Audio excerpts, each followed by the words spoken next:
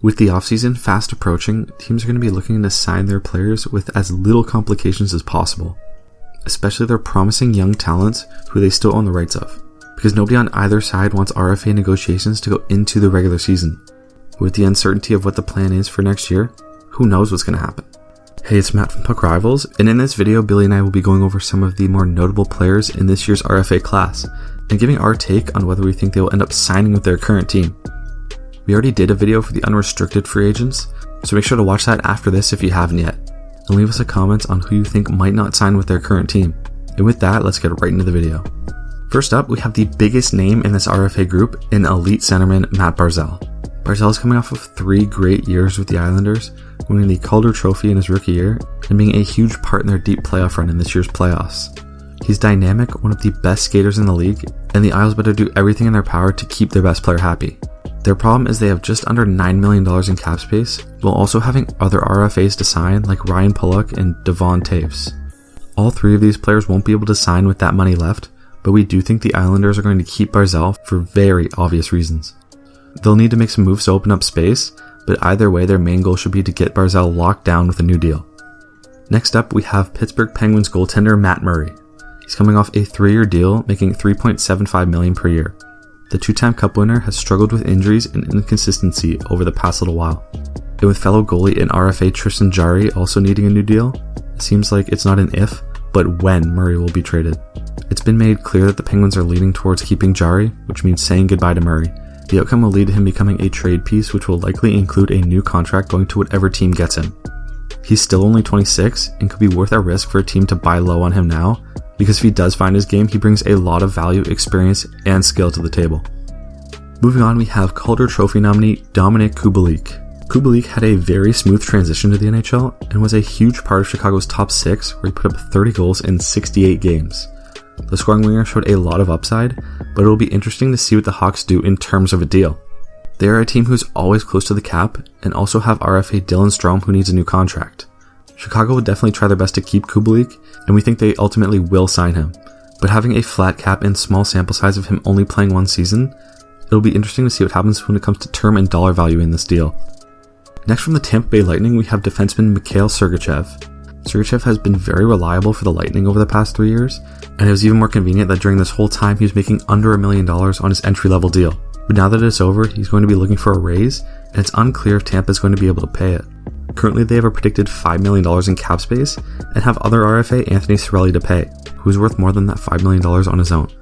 And not to mention, the team has only 3 defensemen under contract for next season, which is why Sergachev is such an interesting case. The Lightning are definitely going to have to make some moves and open up cap room so they can sign defensemen in their keeper RFAs, but it's very likely they'll be willing to spend the extra on Cirelli over Sergachev if they had the choice. This one is a big maybe for if he stays, because so much relies on what moves the team makes to open up cap space. And now Billy is going to go over the rest of our notable RFAs for this offseason. The next RFA on the list is also from the Lightning, and it's a key piece for that team in Anthony Cirelli. Cirelli is a great young piece for this Tampa team, like I said, and is one of their best defensive players, which is evident with him finishing in 4th for Selke voting, and he did that on his entry-level deal. Like Matt mentioned, Tampa is projected to have just over $5 million in cap space at the start of the offseason, with both Sergachev and Cirelli to sign. That's probably only enough to maybe sign one of the 2. It's likely the Lightning need to look at offloading some forwards if they want to keep both of their key RFA players. You might be looking at any of Johnson, Gord, Killorn, or Palat to be on the out if they want to retain both RFAs, as all 4 of those guys make over $4.4 million. Sergachev might be a maybe to stay, and Cirelli very well could be too. However, we think it's more likely that Cirelli will stay, even though Tampa only has 3 D-men signed. From the Montreal Canadiens, the next RFA to cover is none other than Max Domi.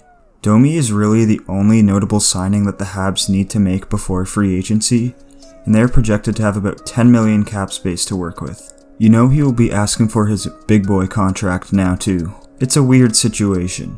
In his first season in Montreal, Domi was the team's leader in points, and by a fair amount as well.